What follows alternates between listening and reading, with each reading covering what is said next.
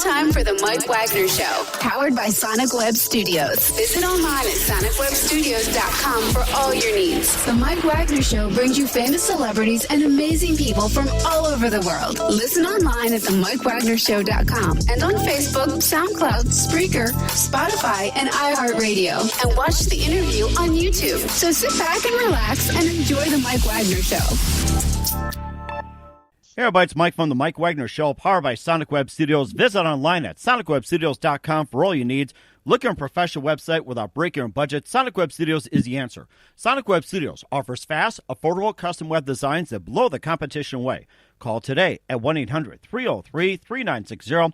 That's 1-800-303-3960, or email to support@sonicwebstudios.com. Mention the Mike Wagner Show, get 10% off your first order. Sonic Web Studios, take your image to the next level. Also, the Mike Wagner Show can be heard on the MikeWagnerShow.com. You can also check our Facebook page at facebook.com/the Mike Wagner Show. You can download and listen on SoundCloud, Spreaker, Spotify, and iHeartRadio. Also, watch the interview on YouTube as well. And coming soon, the Mike Wagner Show will be on TLB TV. That's the Liberty Beacon TV network. You can also take the Mike Wagner Show wherever you go on any mobile device. We are here with guitarist Stacey Blades, who used to be with LA Guns and now with Electric Radio Kings. This band that got formed in 2017, coming out of Las Vegas. They had their debut album, Light's Fantastic, and they've got a new album which is perfect to talk about, which is called Purr, and talk about a single that's been rising on the charts from number 87 to 35 to 28, and just works with some great people like Paul Christiano, the lead singer, and also featuring Keith Horn, Johnny Rude, who play with a number of bands along with Del Cheetah. And before we get to all that, ladies and gentlemen, live from sunny California, going through Las Vegas, and all over in between, out of Los Angeles, he's got his guns and ready to go, Stacey Blades. Stacey, good morning, good afternoon, good evening. Thanks for joining us today. Good afternoon. Live from Las Vegas, actually. Okay.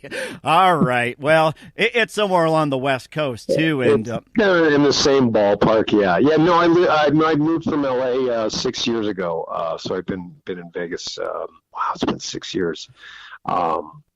So, yeah, from very dry, sunny Las Vegas, Nevada. Sunny Las Vegas. And how you like Las Vegas so far? It's all right. It's home for now. You know, I do miss California quite a bit, but Vegas has a lot of great things, and you know, it's easy to travel out of a great airport, and but it's getting to become very overpopulated. So it's kind of turning into all the things that everybody left LA to move out here to. Is starting to happen here now, because I think there's like 4,000 people a month moving into the city. So it's getting a little crowded.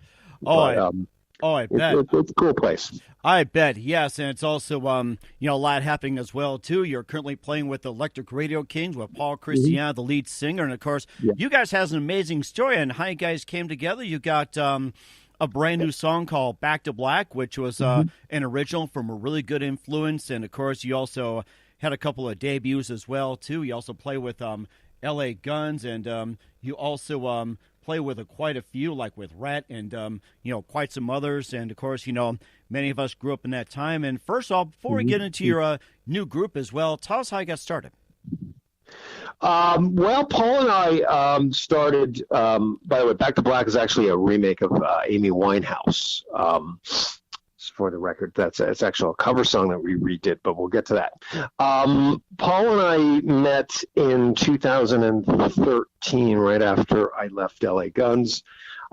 He had hired producer Andy Johns to do a 4-song EP that Paul was working on. For those of you that don't know who Andy Johns is, he's a legendary producer from England, has worked with Led Zeppelin, Rolling Stones, Rod Stewart, Eddie Money, Cinderella, Van Halen.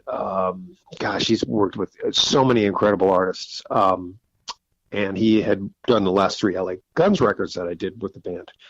So he wanted to hire Andy to produce this EP. So Andy said, well, I'll do it, but the only way I'll do it is if you have Stacey play guitar on it. So that's how Paul and I kind of met. So we did 4 songs in LA.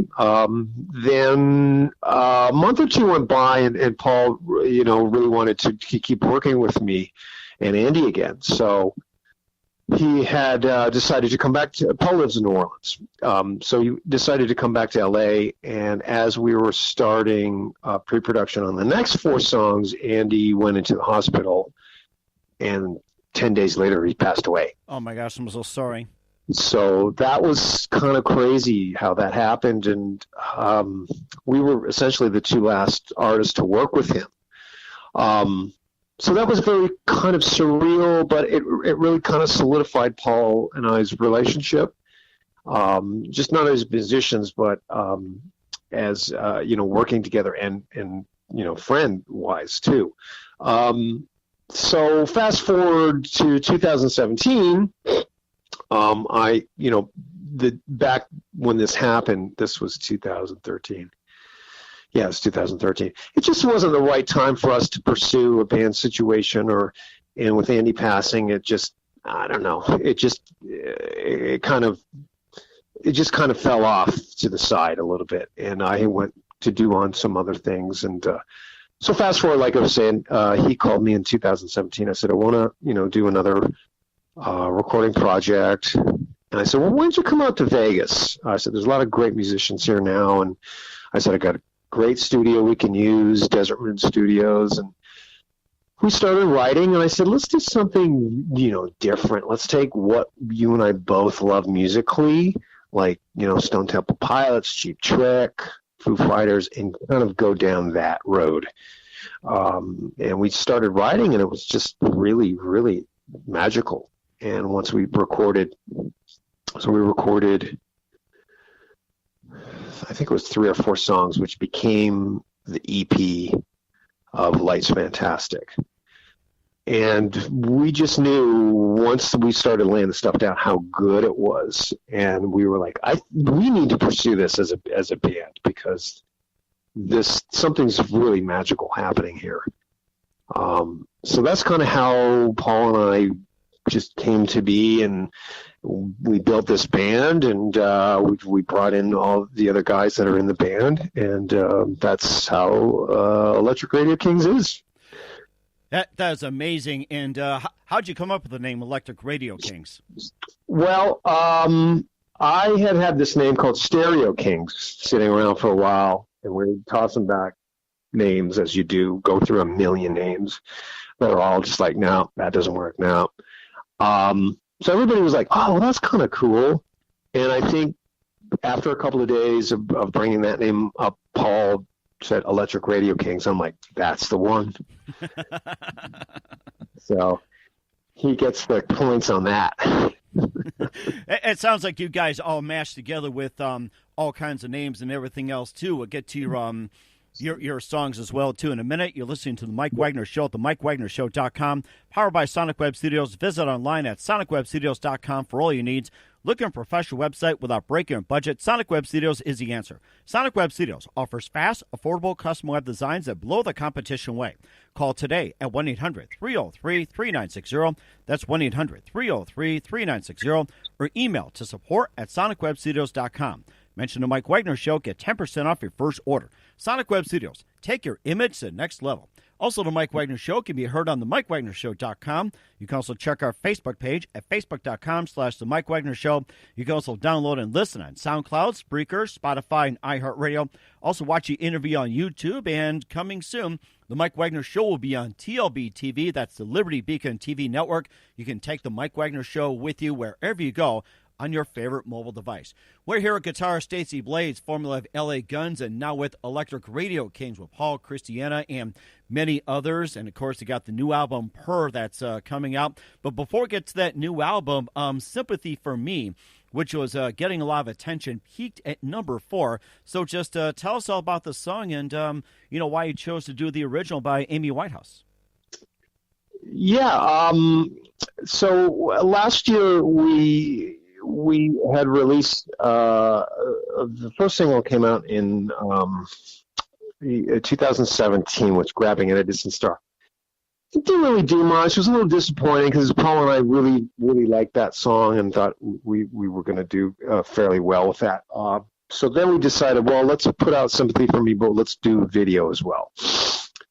Then we hired a promotional company out of New Jersey called Landshark Promotion. They do radio. They're an amazing company. They work with everybody from Foo Fighters to Greta Van Fleet to Buck Cherry, you name it. They work with them. Fantastic company. So we started getting quite a bit of traction with that song, and Alice Cooper featured that particular song on his radio show Nights with Alice Cooper. And that kind of broke the doors open for us. So that was very, very exciting to get that traction. And then over last June, we decided, you know what, we need to do an album. So Paul and I had been writing over the last year and a half. So we selected kind of the 7 or 8 of the best songs that we had out of 15, and then we decided to put 2 of the songs from the EP, Sympathy for Me and Grabbing at a Distant Star, on the album. It was Paul's idea to do Back to Black, which is an Amy Winehouse hit, and I was very reluctant on that because it was like, well, that song was already a hit. How are we going to redo this song that's very kind of lounge acid jazz sounding? I said, how are we going to do this as a rock song? And that was a challenge, and I was really against it. And he had the vision, Paul just kept pushing, and then it wasn't until we switched producers to Mike Gillies, who's Metallica's longtime studio engineer since the Load record. Mm-hmm. Where that song really, really came alive, and what you hear is what Mike produced, and he just kind of stripped everything that we had done because we had laid it down, and it was okay, but it still wasn't there, and everybody was doing their best to make it the best they could. But Mike really came in, and he had a vision for it, and we kind of just. We took everything that we had done and redid it. And we kind of did that with the rest of the record as well. But that song actually became one of my favorite songs on the record. So I'm glad I decided to, agree with Paul and go, okay, let's keep working away at this. It sounds like it took a lot of work and well worth it. It started at number 87, went to 35, and number 28 at the current time. So tell us where it's currently standing right now. We slid back down the ladder a little bit. I think we ended up with number 39 on Main Street Rock Billboard, and we've also broken the top 100 on Mediabase active rock charts at number 89, and that's held steady for I think about 3 weeks now. So we've done a very, very pretty good job with the song, and it exceeded my expectations, and the guys at Landshark were very happy, and that they did a really great campaign for us, and I think they were pleasantly surprised as well. It's been a great success. It sounds like it too, and then it later parlayed into the new album Purr, which is perfect to talk about as well too. I look at the album cover, and it's just a mishmash of just about everything, and you also got a really good song out there too. You talked about Back to Black, and maybe just give us a few more songs you like to talk about from your album and how this album came about. Yeah, the next single is going to be Jack Black Flower, which is one of the first songs actually Paul and I wrote for the record almost 2 years ago. That we already have a video for as well, so that's going to come out, I believe, probably on. I think we're aiming for Friday. So we're going to launch the single on Spotify and the video on YouTube. It's a very strong record. It's one of the strongest albums I've done. It's very different from anything I've done, but the songs are very, very strong, and Mike Gillies did just a superb job producing this. So, if you like, if Velvet Revolver, Cheap Trick, and Foo Fighters, and as Stone Temple Pilots had, a blender and mixed all of that stuff up, I think it would be